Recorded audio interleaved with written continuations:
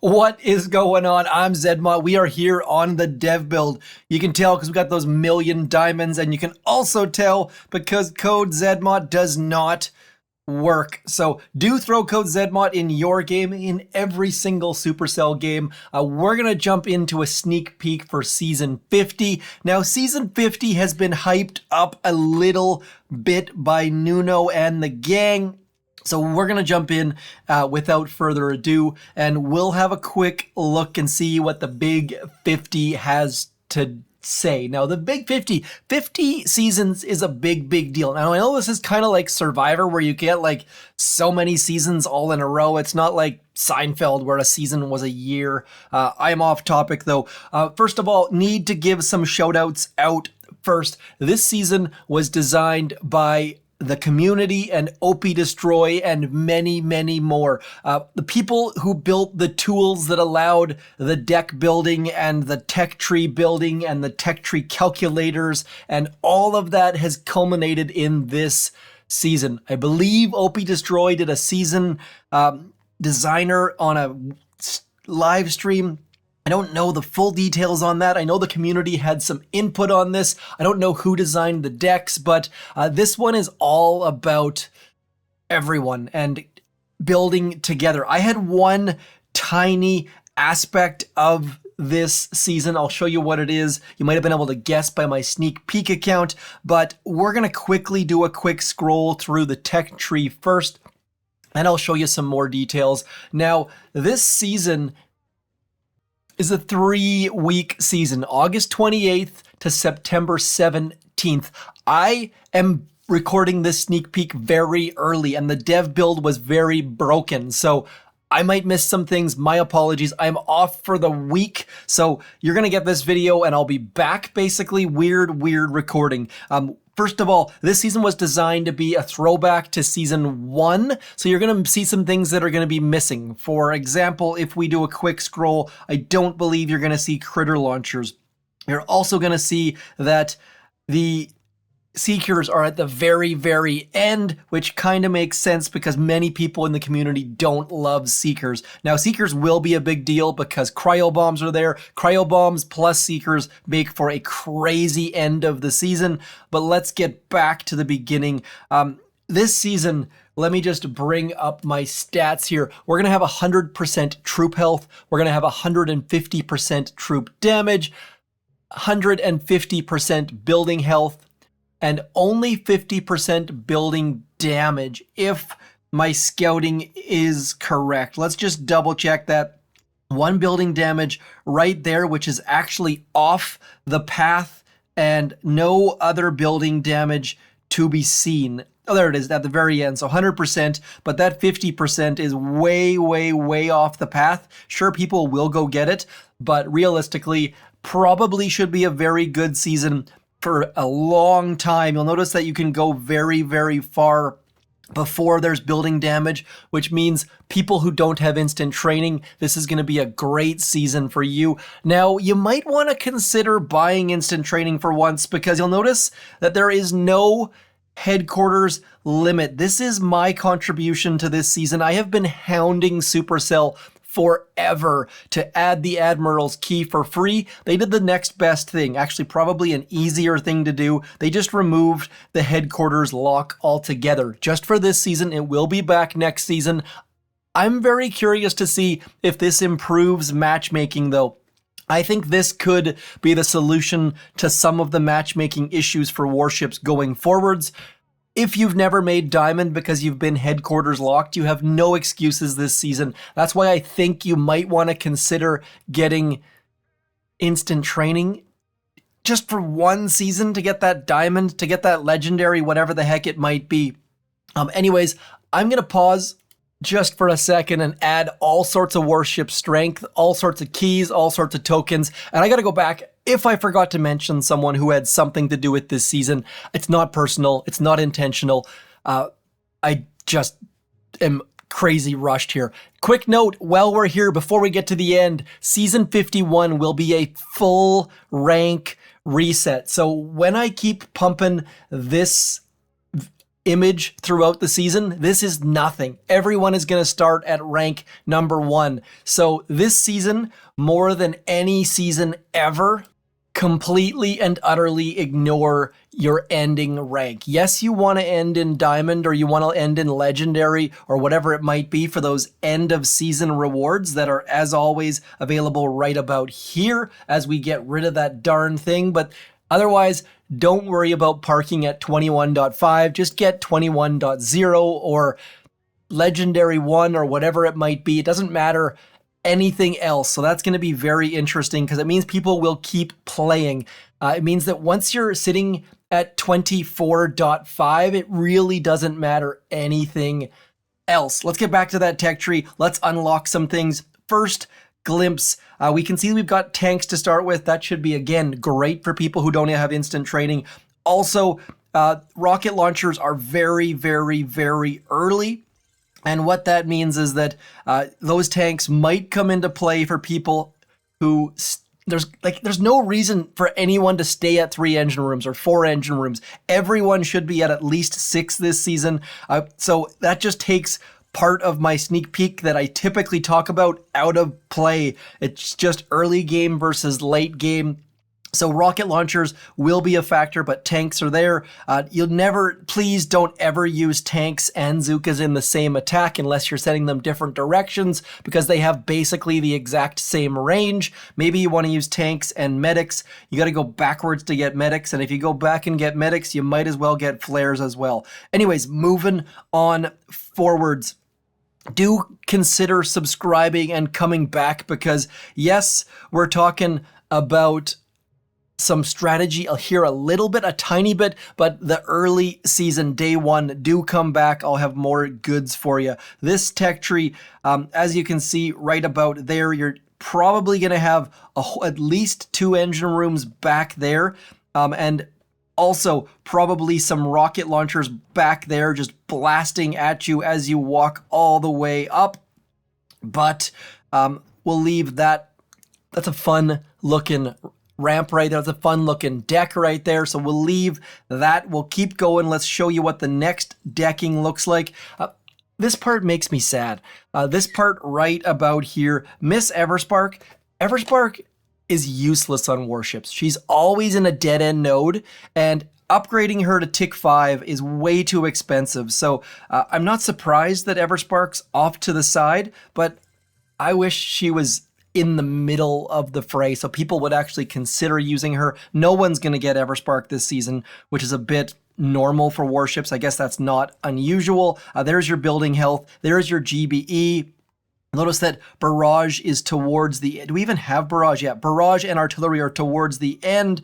Not surprising. Many people in the community not huge fans of base races with artillery and barrage. Artillery is way off the path, which is a great, great thing. And by the way, if I've overlooked something in this tech tree, please do leave it in the comments down below. Always check the comments on my videos. I have an incredibly smart, talented audience, so do check those comments out down below. Shocks are in a great spot. Everyone's going to get shocks, I have to assume. Whether or not they come back and get them or not, we'll have to wait and see. Other note, don't upgrade that gunboat early on. There's nothing but flares to use, so keep that gunboat, keep those tokens for something else. That's pretty standard for warships as well, especially as you get into GBE. Let's keep going forwards though. We've got a sky shield back here and a sky shield up here, so this could be some hunkering down happening. Will be very interesting to see how that goes. Heavies are off the path, but people might just be using tanks because that's what they have. So don't know how useful heavies will be, especially if people haven't gone back here and gotten flares. Let's keep going though. Scorchers going to be interesting as always, especially with low building damage. Those Scorchers will last essentially forever. Bombardiers, boring as usual, but they are not surprisingly on a main path. Probably this could be a very good season for rocket choppas, especially generally the rule for rocket choppas is you want to have, 1 more troop damage than building damage, I believe. There's a building health. I always get that mixed up. Regardless, could be a very good season for rocket choppas, but have we seen cannons yet? Where are cannons? Cannons are back there. So some choice nodes with some cannons over there. But as always, I'm just spitballing here. Never really know until we get into it. Will be interesting to see. Let's see here. Will people go that top path or that bottom path? Scorchers, I think Scorchers will be very, very appealing to many people, especially with that low building damage. Probably more appealing than Rifleman, but again, I could be wrong. You might just see Scorcher rushing, but with 2 Sky Shields, maybe not. Moving on forward, I like this a lot. Going north for Bullet, south for Kavan, as opposed to being forced to go through one or both of them like this season. 2 extra rocket launchers is pretty darn cool. Also 2 extra boom cannons. I assume everyone will do 2 extra rocket launchers, unless, of course, Scorchers are running rampant. Again, I like these up and down nodes. One of my subscribers called it a wishbone season. I think it's more like a spinal cord season. I don't know, where you have up or down or neither. And then moving on into that next engine room, which again, you don't have to have any specific engine room for. Look at that choke point. Look at this choke point. There is a tiny little ramp. That's going to be very, very interesting. And that is going to be at 1, 2, 3, 4, 5, 6 engine rooms. Now I'm curious to see at the 7 engine room level, do they make it less good to go there? Let's have a look here. More prototypes. Not surprising, but this is going to be the biggest game changer right here. Rushing to cryo bombs. I think we've only had cryo bombs, I believe, once. Now, quick note, do not upgrade cryo bombs. This is something every season people upgrade and then realize they've wasted their tokens. Notice that it does absolutely nothing. You don't get any upgrades for doing it. Sure, you get a little bit of tech, but leave it at tick 1. Then everyone gets barrage, and then it's game on. Up into 7 engine rooms. Let's see what that deck looks like. Little bit bigger. I love the fact that there are some gaps in the deck. I also love that it's not the full ramps there. That is great, great news, great design. Like that a lot. And then moving forwards, again, a 3rd Sky Shield. You can be blocking basically every single one of your engine rooms here. We have not seen any. There's the extra shock. I was going to say we haven't seen an extra shock launcher yet. That is going to be great. That means you're going to have potentially 4 shock launchers and at least 6 rocket launchers and lots of prototype nodes, all culminating at some Seekers at the end. And Seekers don't care what you have for prototypes or Sky Shields, especially when they've got cryo bombs supporting them. So it's going to be very interesting to see how this plays out.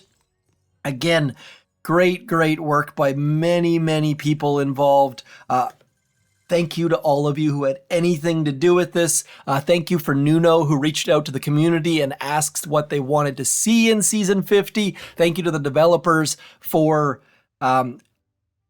making this happen, removing that engine room lock. I think that needs to go away forever. Let me know in the comments if you think that engine room lock needs to go away forever. And why I think that is because they said it was to tie in the main base with warships, but let's be honest, matchmaking is taking forever, and as the season goes on with that engine room lock, it just gets more and more splintered. So, and not the Teenage Mutant Ninja Turtle type.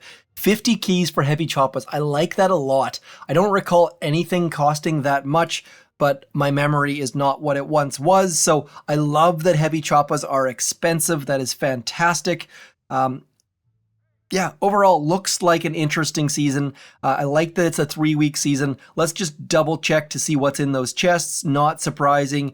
15, 16, let's go up to 18. Then we're in 20, which I think the last 3 seasons have been this exact layout into Diamond, and then Legendary locked, but into 30 keys. 30 keys for Legendary. And if you recall the first couple seasons of Warships, everyone was at Legendary X. So it's going to be very interesting to see. Oh, quick note, I forgot to mention, Do make sure when you're going in to throw code ZMOT in that shop, make sure you check your special offers.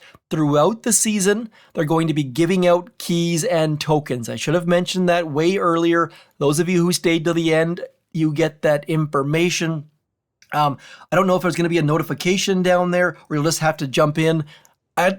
Do make sure you jump in there because they are time limited. Just like this free classified item is time limited for a 1 day, 23 hours, those keys and tokens will be time limited. And if you miss them, it's going to be a sad, sad day for you. So again, all of the people who put all of the work into this season as far as designing tools, putting suggestions out there, hounding the developers, hounding Nuno, reporting bugs, all of the rest of it. This season is for you.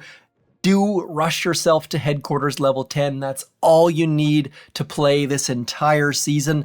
And because we're getting a full reset, the fact that this is not in play, where the heck are you? The fact that this is not an issue means that people will be playing more. You're not going to get those people who get a 24.51 and park. They're just going to keep playing.